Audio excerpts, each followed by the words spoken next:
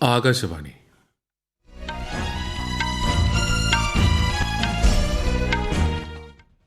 നമസ്കാരം. വാർത്തകൾ വായിക്കുന്നത് സുധീൻ സൈനുദ്ദീൻ.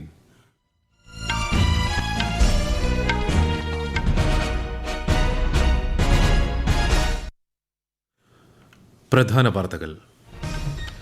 ഡോക്ടർമാരടക്കം ആരോഗ്യ മേഖലയിൽ പ്രവർത്തിക്കുന്നവരുടെ സുരക്ഷയും സംരക്ഷണവും ഉറപ്പുവരുത്താൻ സ്വീകരിക്കേണ്ട അടിയന്തര നടപടികൾ ദേശീയ ദൌത്യസേന ഇന്ന് സംസ്ഥാനങ്ങളുമായി ചർച്ച ചെയ്യും. ഇന്ത്യ വളരെ വൈകാതെ ലോകത്തിലെ മൂന്നാമത്തെ വലിയ സമ്പദ് വ്യവസ്ഥയായി മാറുമെന്ന് കേന്ദ്രമന്ത്രി അശ്വിനി വൈഷ്ണവ്. കേന്ദ്ര സഹമന്ത്രി ജോർജ് കുര്യനടക്കം 12 പേർ എതിരില്ലാതെ രാജ്യസഭയിലേക്ക്. വിവിധ രാജ്യങ്ങളിൽ എംപോക്സ് വ്യാപിക്കുന്ന സാഹചര്യത്തിൽ തദ്ദേശീയമായി RT-PCR പരിശോധനാ കിറ്റ് വികസിപ്പിച്ച് ഇന്ത്യ. 2025 അന്താരാഷ്ട്ര വിദ്യാർത്ഥി പ്രവേശനത്തിന് പരിധി നിശ്ചയിച്ച് ഓസ്ട്രേലിയ. നടപടി കുടിയേറ്റം നിയന്ത്രിക്കുന്നതിനായി. 2024 പാരീസ് പാരാലിമ്പിക്സ് ഗെയിംസിന് ഇന്ന് തുടക്കം. വാർത്തകൾ വിശദമായി. പ്രധാനമന്ത്രി നരേന്ദ്രമോദി റഷ്യൻ പ്രസിഡന്റ് വ്ളാഡിമിർ പുടിനുമായി ടെലിഫോൺ സംഭാഷണം നടത്തി. റഷ്യ യുക്രൈൻ സംഘർഷത്തെക്കുറിച്ചുള്ള കാഴ്ചപ്പാടുകൾ പ്രധാനമന്ത്രി പുടിനുമായി പങ്കുവച്ചു. ഇന്ത്യയും റഷ്യയും തമ്മിലുള്ള തന്ത്രപരമായ പങ്കാളിത്തം കൂടുതൽ ശക്തിപ്പെടുത്തുന്നതിനുള്ള നടപടികളെക്കുറിച്ച് ചർച്ച ചെയ്തതായും അദ്ദേഹം സാമൂഹ്യ മാധ്യമത്തിൽ കുറിച്ചു. യുക്രൈനുമായുള്ള സംഘർഷത്തിന് ശാശ്വതവും സമാധാനപരവുമായ പരിഹാരം കണ്ടെത്തുന്നതിൽ ഇന്ത്യയുടെ പൂർണ്ണ പിന്തുണയുണ്ടാകുമെന്ന് പ്രധാനമന്ത്രി ആവർത്തിച്ചു. ഡോക്ടർമാരടക്കം ആരോഗ്യ മേഖലയിൽ പ്രവർത്തിക്കുന്നവരുടെ സുരക്ഷയും സംരക്ഷണവും ഉറപ്പുവരുത്താൻ സ്വീകരിക്കേണ്ട അടിയന്തര നടപടികൾ ദേശീയ ദൌത്യസേന ഇന്ന് സംസ്ഥാനങ്ങളുമായി ചർച്ച ചെയ്യും. സംസ്ഥാന ചീഫ് സെക്രട്ടറിമാരും DGPമാരും ഓൺലൈനായി ചേരുന്ന യോഗത്തിൽ പങ്കെടുക്കും. സുപ്രീംകോടതി നിർദ്ദേശപ്രകാരം രൂപീകരിച്ച ദൌത്യസേനയുടെ ആദ്യ യോഗം ക്യാബിനറ്റ് സെക്രട്ടറിയുടെ അധ്യക്ഷതയിൽ ഇന്നലെ ന്യൂഡൽഹിയിൽ ചേർന്നു. വ്യക്തികളുടെയും സംഘടനകളുടെയും നിർദ്ദേശങ്ങൾ തേടുന്നതിനായി കേന്ദ്ര ആരോഗ്യ മന്ത്രാലയത്തിന്റെ വെബ്സൈറ്റിൽ ദേശീയ പോർട്ടൽ രൂപീകരിച്ചിട്ടുണ്ട്. സംസ്ഥാനങ്ങളിലെ ആരോഗ്യ സ്ഥാപനങ്ങളിൽ ലഭ്യമായ സുരക്ഷാ സംവിധാനങ്ങളെക്കുറിച്ചുള്ള വിവരങ്ങൾ നൽകാൻ മന്ത്രാലയം സംസ്ഥാനങ്ങളോട് അഭ്യർത്ഥിച്ചു.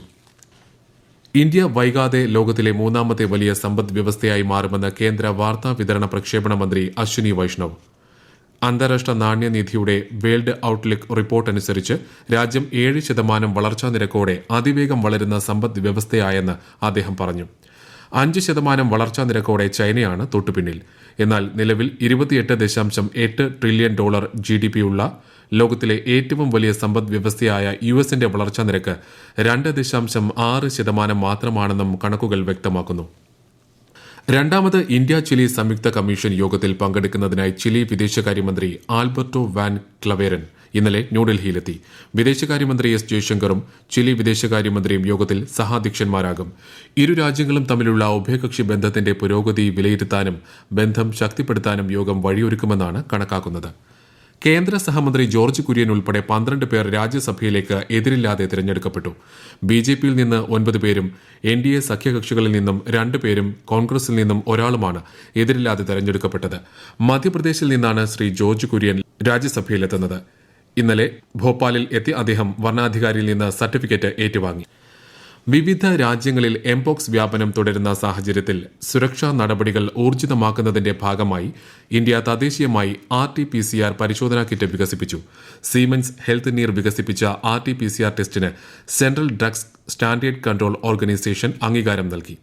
40 മിനിറ്റിനുള്ളിൽ പരിശോധനാ ഫലം ലഭ്യമാക്കുന്നതാണ് പുതിയ പരിശോധനാ കിറ്റ്.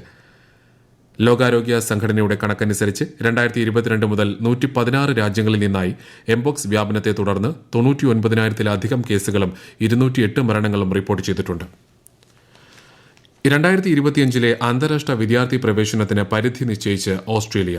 അടുത്ത വർഷം 2,70,000 വിദേശ വിദ്യാർത്ഥികൾക്ക് മാത്രമേ പ്രവേശനം അനുവദിക്കൂവെന്ന് ഓസ്ട്രേലിയൻ വിദ്യാഭ്യാസ മന്ത്രാലയം അറിയിച്ചു. ഇത് ഓസ്ട്രേലിയയിൽ ഉന്നത പഠനത്തിന് അവസരം തേടുന്ന ഇന്ത്യൻ വിദ്യാർത്ഥികൾക്ക് കനത്ത തിരിച്ചടിയാണ്. കുടിയേറ്റം നിയന്ത്രിക്കുന്നതിനായുള്ള സർക്കാരിന്റെ ഭാഗമായാണ് പുതിയ പരിഷ്കരണമെന്ന് വിദ്യാഭ്യാസ മന്ത്രി ജേസൺ ക്ലെയർ പറഞ്ഞു. ഓസ്ട്രേലിയൻ സർവകലാശാലകളിൽ നിലവിൽ കോവിഡ് പ്രതിസന്ധി സമയത്തുണ്ടായിരുന്നതിനേക്കാൾ 10%-ലധികം വിദേശ വിദ്യാർത്ഥികളുണ്ടെന്നും അദ്ദേഹം ചൂണ്ടിക്കാട്ടി. ജമ്മു കശ്മീരിൽ നിയമസഭാ തെരഞ്ഞെടുപ്പിന്റെ ആദ്യഘട്ട നാമനിർദ്ദേശ പത്രികകളുടെ സൂക്ഷ്മ പരിശോധന ഇന്ന്. 6 ജില്ലകളിലായി 24 സീറ്റുകളിലേക്ക് സെപ്റ്റംബർ 18-നാണ് ആദ്യഘട്ട വോട്ടെടുപ്പ്. ഈ മാസം 30-ആണ് സ്ഥാനാർത്ഥിത്വം പിൻവലിക്കാനുള്ള അവസാന തീയതി. 2-3 ഘട്ടങ്ങളിലേക്കുള്ള വോട്ടെടുപ്പ് യഥാക്രമം സെപ്റ്റംബർ 25, ഒക്ടോബർ 1 തീയതികളിലാണ്. ഒക്ടോബർ 4-നാണ് വോട്ടെണ്ണൽ. ആർജിക്കർ മെഡിക്കൽ കോളേജ് ആശുപത്രിയിലെ വനിതാ ഡോക്ടറുടെ കൊലപാതകത്തിന് ഉത്തരവാദികളായവരെ അറസ്റ്റ് ചെയ്യണമെന്നാവശ്യപ്പെട്ട് കൊൽക്കത്തയിൽ വിവിധയിടങ്ങളിൽ പ്രതിഷേധം ശക്തം. പോലീസും വിദ്യാർത്ഥികളും തമ്മിലാണ് സംഘർഷം. ഹൌറ ബ്രിഡ്ജ്, ഫോർഷോർ റോഡ്, ഹൌറയിലെ സന്ത്രഗാച്ചി എന്നിവിടങ്ങളിൽ വിദ്യാർത്ഥി സംഘടനകളുടെ റാലിക്ക് നേരെ പോലീസ് ലാത്തിചാർജും ജലപീരങ്കിയും പ്രയോഗിച്ചതായാണ് റിപ്പോർട്ട്. മുഖ്യമന്ത്രി മമതാ ബാനർജി രാജിവെക്കണമെന്നും പ്രതിഷേധക്കാർ ആവശ്യപ്പെട്ടിട്ടുണ്ട്. എന്നാൽ റാലിക്കിടെ അക്രമം അഴിച്ചുവിടാൻ ചിലർ ശ്രമിക്കുമെന്ന രഹസ്യാന്വേഷണ വിവരത്തിന്റെ അടിസ്ഥാനത്തിലായിരുന്നു പോലീസ് നടപടിയെന്ന് പശ്ചിമബംഗാൾ പോലീസ് അറിയിച്ചു. കൊൽക്കത്ത ആർജിക്കർ മെഡിക്കൽ കോളേജിലെ വനിതാ ഡോക്ടർ കൊല്ലപ്പെട്ട സംഭവത്തിൽ പ്രതിഷേധക്കാരെ കൈകാര്യം ചെയ്യുന്നതിൽ പോലീസിന് കൂടുതൽ സൂക്ഷ്മത പുലർത്താമായിരുന്നുവെന്ന് പശ്ചിമബംഗാൾ ഗവർണർ CV ആനന്ദബോസ്. പ്രതിഷേധക്കാർ ഏതെങ്കിലും രാഷ്ട്രീയ പാർട്ടിയുടെ ഭാഗമായിരുന്നില്ലെന്നും അദ്ദേഹം പറഞ്ഞു. സമാധാനപരമായി പ്രതിഷേധിച്ചവർക്കെതിരെയാണ് പോലീസ് ലാത്തിചാർജ് നടത്തിയതെന്നും ഗവർണർ വിമർശിച്ചു. ഈ വാർത്തകൾ ആകാശവാണിയിൽ നിന്ന്. കേരള സമൂഹത്തിന്റെ നവോത്ഥാനത്തിനായി പ്രവർത്തിച്ച സാമൂഹിക പരിഷ്കർത്താവായിരുന്ന മഹാത്മാ അയ്യങ്കാളിയുടെ 161ാം ജയന്തി ഇന്ന്. ജയന്തിയോടനുബന്ധിച്ച് വിപുലമായ പരിപാടികളാണ് സംസ്ഥാനത്ത് സംഘടിപ്പിച്ചിരിക്കുന്നത്. രാവിലെ തിരുവനന്തപുരം വെള്ളയമ്പലത്തെ അയ്യങ്കാളി പ്രതിമയിൽ മന്ത്രി OR കേളു പുഷ്പാർച്ചന നടത്തും. അദ്ദേഹത്തിന്റെ ജന്മനാടായ വെങ്ങാനൂരിൽ അടുത്ത മാസം 16 വരെ നീളുന്ന വിവിധ ആഘോഷ പരിപാടികളാണ് സംഘടിപ്പിച്ചിരിക്കുന്നത്. 2024 പാരീസ് പാരാലിമ്പിക്സ് ഗെയിംസിന് ഇന്ന് തുടക്കമാകും. ഇന്ത്യൻ സമയം രാത്രി 11:30 ഉദ്ഘാടന ചടങ്ങുകൾ. ഇതാദ്യമായാണ് ഒരു സമ്മർ പാരാലിമ്പിക്സിന് ഫ്രാൻസ് വേദിയാകുന്നത്. ഒരു റിപ്പോർട്ട്. ഇന്ത്യയെ പ്രതിനിധീകരിച്ച് 84 കായിക താരങ്ങളാണ് ഇത്തവണ പാരാലിമ്പിക്സിൽ മാറ്റുരയ്ക്കുന്നത്. പാരാലിമ്പിക് ചരിത്രത്തിലെ ഇന്ത്യയുടെ ഏറ്റവും വലിയ സംഘമാണ് ഇത്തവണത്തേത്. Para cycling, para judo, para rowing എന്നിവയിലെ അരങ്ങേറ്റങ്ങൾ ഉൾപ്പെടെ 22 കായിക ഇനങ്ങളിൽ 12 എണ്ണത്തിൽ ഇന്ത്യ മത്സരിക്കും. അമ്പെയ്ത്തിൽ മെഡൽ പ്രതീക്ഷയുമായി ഏഷ്യൻ പാരാ ഗെയിംസ് സ്വർണ്ണ മെഡൽ ജേതാവ് ശീതൽ ദേവി കളത്തിലിറങ്ങും. പാരാ ബാഡ്മിന്റൺ പുരുഷ സിംഗിൾസിൽ കൃഷ്ണസാഗറിന്റെ മത്സരത്തോടെയാണ് ഇന്ത്യൻ പോരാട്ടങ്ങൾക്ക് തുടക്കമാവുക. ആവണി ലേഖര, മനീഷ് നർവാൾ എന്നിവർ പാരാഷൂട്ടിംഗിൽ ഇന്ത്യയ്ക്കായി മത്സരിക്കുന്നുണ്ട്. അതേസമയം 38 ഇന്ത്യൻ അത്ലീറ്റുകൾ പങ്കെടുക്കുന്ന പാരാ അത്ലറ്റിക് മത്സരങ്ങൾക്ക് ഓഗസ്റ്റ് 30 തുടക്കമാകും. F64 വിഭാഗത്തിൽ ടോക്കിയോ പാരാലിമ്പിക്സിലെ സ്വർണ്ണ മെഡൽ ജേതാവ് സുമിത് അന്തിൽ ഇത്തവണയും ഇന്ത്യയുടെ മെഡൽ പ്രതീക്ഷയാണ്. സെപ്റ്റംബർ 4 മുതൽ ആരംഭിക്കുന്ന പവർ ലിഫ്റ്റിംഗിൽ പരംജീത് കുമാർ, അശോക്, സഖീന ഖാത്തൂൺ, കസ്തൂരി രാജാമണി എന്നിവർ മത്സരിക്കും. ഇന്ത്യൻ ജൂഡോ താരങ്ങളായ കപിൽ പർമറും കോഹ്ലിയും പാരാലിമ്പിക്സിൽ അരങ്ങേറ്റം കുറിക്കുന്നുണ്ട്. സെപ്റ്റംബർ 8 വരെയാണ് പാരീസ് പാരാലിമ്പിക്സ് അരങ്ങേറുന്നത്. News desk, Akashvani. International cricket കൌൺസിലിന്റെ ചെയർമാനായി ജയ്ഷായെ എതിരില്ലാതെ തിരഞ്ഞെടുത്തു. സ്ഥാനമൊഴിയുന്ന ഗ്രെഗ് ബാർക്കയ്ക്ക് പകരക്കാരനായാണ് ജയ്ഷ എത്തുന്നത്. ഡിസംബർ 1 ജയ്ഷ ചുമതല ഏറ്റെടുക്കും. ICCയുടെ ചരിത്രത്തിലെ പ്രായം കുറഞ്ഞ ചെയർമാനാകും 35-കാരനായ ജയ്ഷ. പാസ്പോർട്ട് സേവാ സംവിധാനത്തിന്റെ നവീകരണവുമായി ബന്ധപ്പെട്ട അറ്റകുറ്റപ്പണി നടക്കുന്നതിനാൽ നാളെ മുതൽ സെപ്റ്റംബർ 2 വരെ പാസ്പോർട്ട് സേവാ പോർട്ടൽ പൌരന്മാർക്ക് ലഭ്യമാകില്ല എന്ന് തിരുവനന്തപുരം റീജിയണൽ പാസ്പോർട്ട് ഓഫീസ് അറിയിച്ചു. ഇത് കണക്കിലെടുത്ത് പാസ്പോർട്ട് സേവാ കേന്ദ്രം, പോസ്റ്റ് ഓഫീസ് പാസ്പോർട്ട് സേവാ കേന്ദ്രം എന്നിവിടങ്ങളിൽ ഈ മാസം 30 അപ്പോയിന്റ്മെന്റ് ലഭിച്ച അപേക്ഷകർക്ക് മറ്റ് ദിവസങ്ങളിലായി അപ്പോയിന്റ്മെന്റ് ലഭിക്കും. പുനഃക്രമീകരിച്ച തീയതി SMS അല്ലെങ്കിൽ ഇമെയിൽ വഴി അറിയിക്കും.